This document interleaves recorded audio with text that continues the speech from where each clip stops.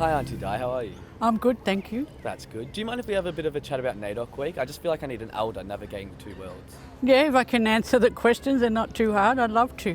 Thank you, Auntie. So what does NAIDOC mean to you? NAIDOC means to me about us coming together as community, celebrating what we've done during the year, and especially this year. It's the first time for 2 or 3 years that we've been allowed to come together.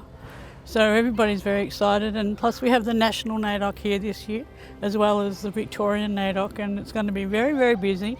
I can't see it being a week. I think it'll take 2 weeks because there's so much on and everybody's talking about it so much. So it's, to me, about celebrating. And as an elder and someone we look up to and who has seen a lot over the years, what do you think has changed in those last 10 years since our last national NAIDOC? The change has been very effective.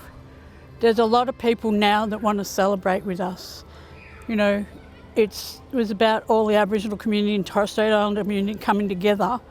Now other people want to sit with us and celebrate that special week. And when you're talking about bringing everyone together, obviously we live in two worlds. We've got our mob and then we've got a white society. And we find it hard, well I personally find it hard to balance the two worlds sometimes. Can you give me an example of how balancing two worlds affects you and what strategies you use to go through life? I'm very lucky because I live on country. So my country gives me strength. And when I talk to people and I don't like what they're saying, I will tell them that this is my country and you can't speak like that. I'll tell them that our law is the first law of the country, not the mainstream law now. So we have 2 laws. It is hard, especially for the younger ones that are at school. You know, unfortunately they live in 3 worlds. And it has been hard. But I think because we're so multicultural now, people want to know about us. People want to know about the First Peoples of Australia. We've been hidden for so long that now we have a voice. We need to speak up. And I'm very proud of the youth because they have the voice. They're going to be the ones that make the change. You know, my mother and grandmother didn't have a voice.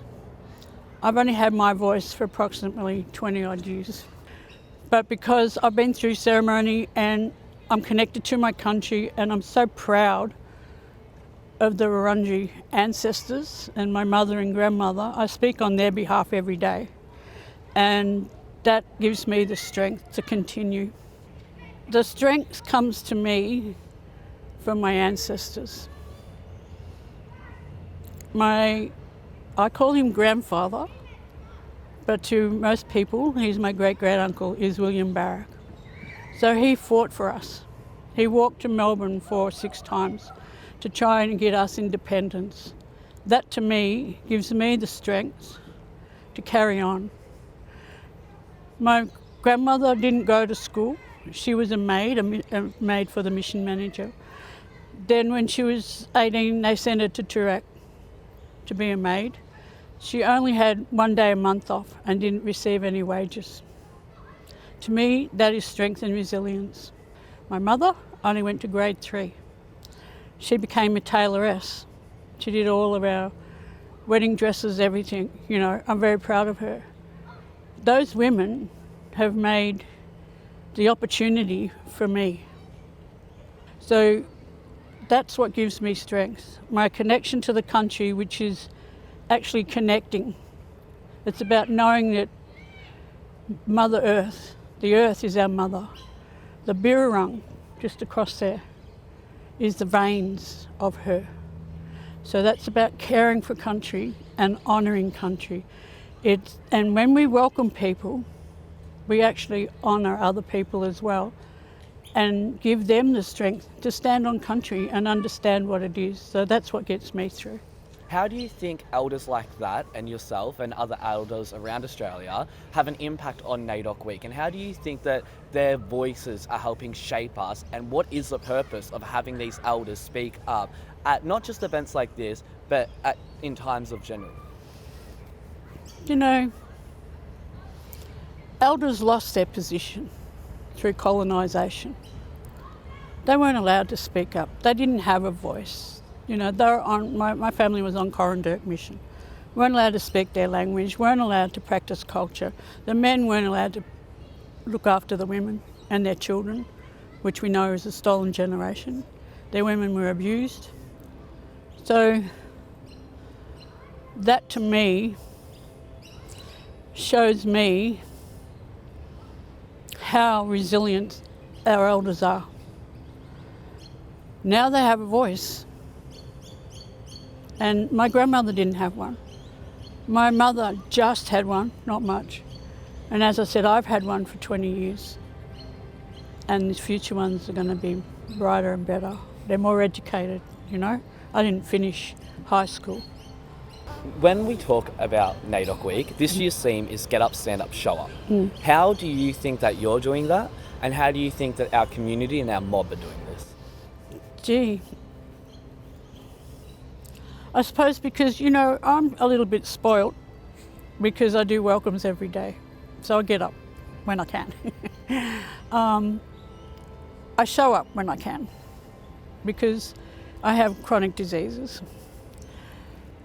And we're asking people to stand with us, really, to stop being afraid.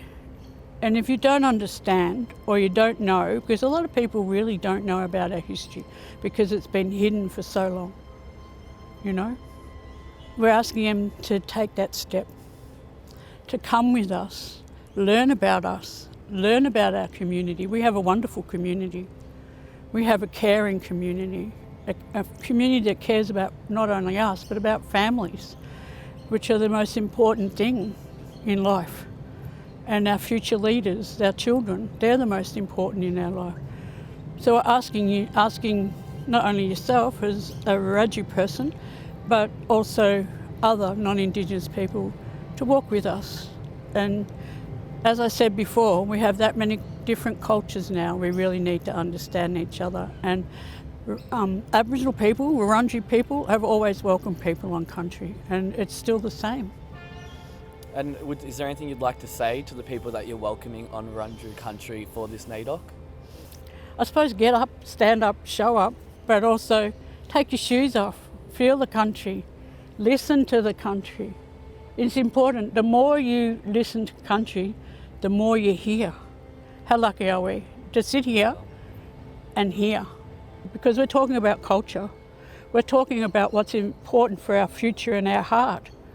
So please come and join us and celebrate. Thank you, Aunty Di.